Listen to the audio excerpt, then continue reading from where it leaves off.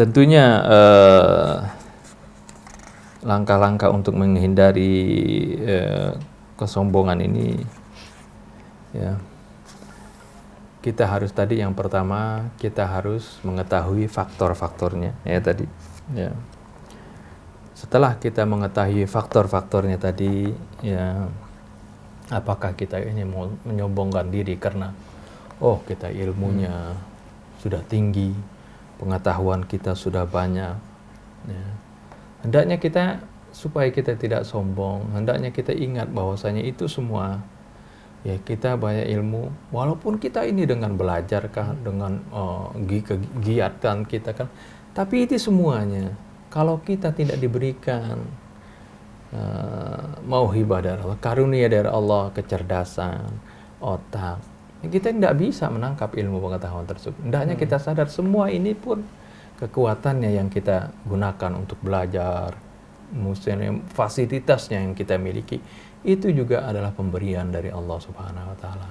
Hendaknya hal tersebut kita ingat kepada pemberian Allah supaya kita ini, ya, tidak menjadi sombong. Ilmu pun yang kita miliki atau kemampuan ibadah yang kita lakukan tadi harus kita ingat, ya, itu masih tergantung kepada Allah Subhanahu wa Ta'ala menerimanya. Apakah amal yang kita persembahkan ini benar-benar bersih, ikhlas dari rasa ria, sombong, ya, atau masih kotor seperti itu. Kalau kotor, ya, tentunya Allah Subhanahu wa Ta'ala tidak akan menerimanya. Innama yataqabbalullahu minal muttaqin.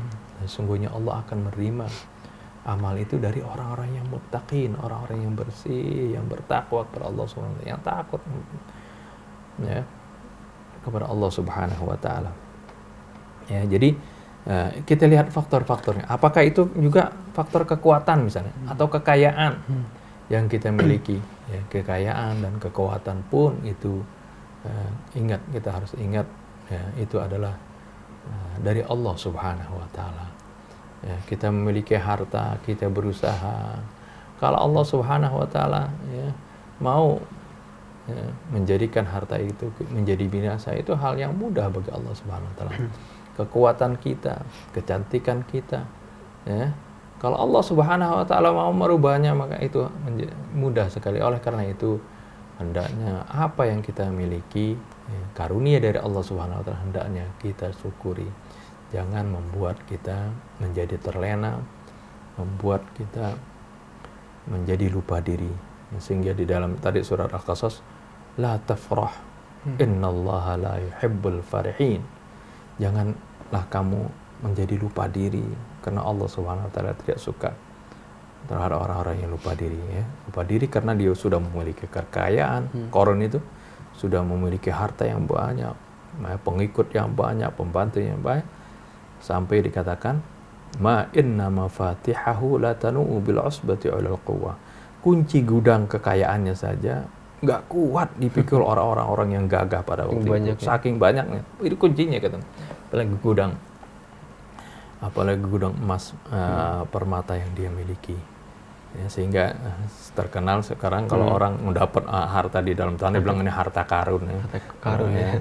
Itu maksud saking memang cerita ini jadi disematkan kepada harta yang terpendam, karena memang Allah adab, ya, kekayaannya itu amblas ke bumi, ya. Itu kekuasaan Allah Subhanahu wa Ta'ala. Karena kesombongan tidak layak, ya, bagi kita tadi, seperti yang hadis yang tadi, kita tidak layak bersombong. Wallahu a'lam.